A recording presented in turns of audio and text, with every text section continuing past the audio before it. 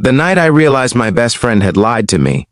The rain was coming down in sheets so heavy it felt like the sky was trying to wash the city clean, and I was already seated at a small corner table, rehearsing polite excuses in my head in case the blind date went wrong.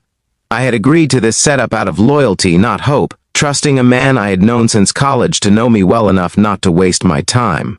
Then the woman walked in, shook the water from her coat, looked straight at me with tired eyes that carried years of quiet battles, and my stomach dropped as recognition hit harder than any betrayal.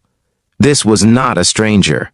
This was Rachel, the ex-wife of my best friend, the woman whose wedding photos I once helped hang, the woman whose divorce I pretended not to have opinions about. If you believe in kindness and second chances, take a moment right now to like, comment, share, and subscribe to the channel, because this story begins where most friendships would quietly end. I grew up in Columbus, Ohio, the kind of place where friendships run deep and reputations last longer than storms. Matthew and I had been inseparable since our 20s, bonded by bad apartments, better dreams, and the promise that we would never cross certain lines.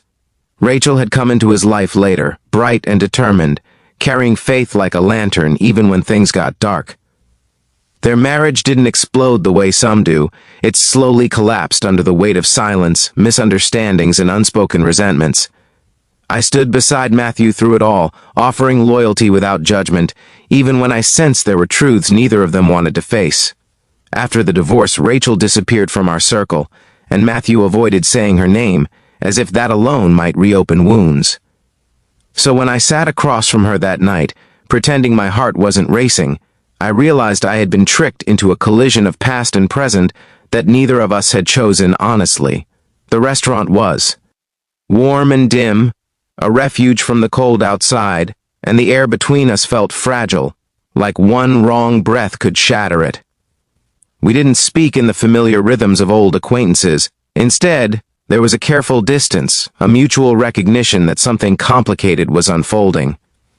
I felt torn between loyalty and curiosity, between anger at Matthew and compassion for the woman who looked like she had learned how to survive alone. The challenge wasn't just the awkwardness of the situation, it was the moral weight of it, the invisible rulebook of friendship that suddenly seemed too small for real life. I kept telling myself I should leave, that staying meant betrayal, yet something in Rachel's presence felt honest in a way that surprised me.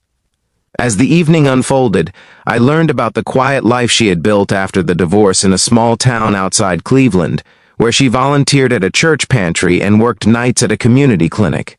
She carried her faith not as armor, but as humility, admitting mistakes without asking for forgiveness. I realized how little I had known her when she was married to Matthew, how easy it had been to see her only through his frustrations. The struggle inside me grew sharper, because empathy has a way of dismantling rigid loyalties. I could feel the walls I had built around my own heart beginning to crack, and that terrified me more than any blind date ever could. When the night ended, I expected relief, but instead there was a quiet ache, the kind that follows moments that matter. Days passed, and I confronted Matthew, who admitted he had arranged the date hoping we would see each other as people rather than memories. His logic didn't excuse the deception, and our friendship strained under the weight of that truth. The real challenge wasn't choosing sides, it was choosing integrity. I prayed for clarity, asking God to show me the path that honored kindness without sacrificing trust.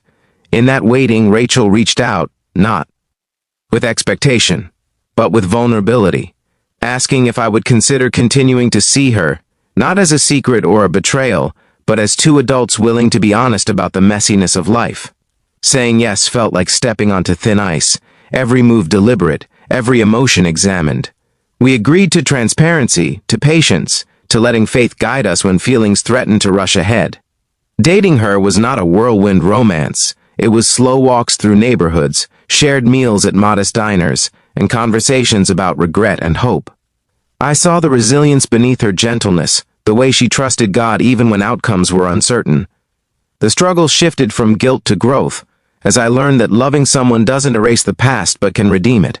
Matthew and I didn't speak for a while, and that silence hurt, but it also gave space for reflection.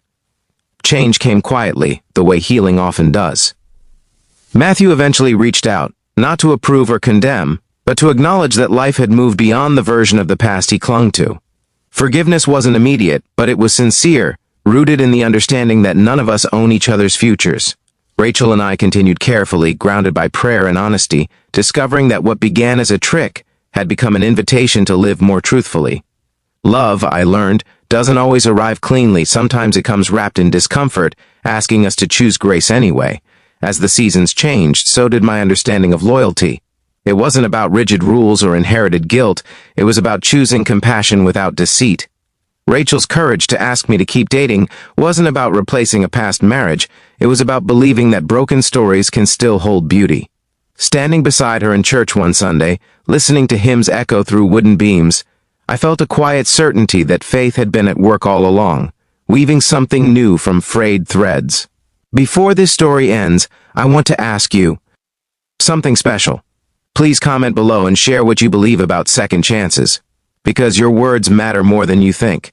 And if this journey touched your heart, if it reminded you that love can grow in unexpected places and that forgiveness is stronger than fear, please take a moment now to like, comment, share, and subscribe. Your engagement helps stories like this reach others who might need hope today. In the end, I wasn't just tricked into a blind date, I was invited into a deeper understanding of grace. Life in the United States, with all its fast-moving promises and quiet corners, taught me that sometimes the most meaningful connections begin where comfort ends. Rachel and I didn't find a perfect ending, but we found honesty, faith, and the courage to keep walking forward. And that, I believe, is how hearts heal, slowly, imperfectly, and together.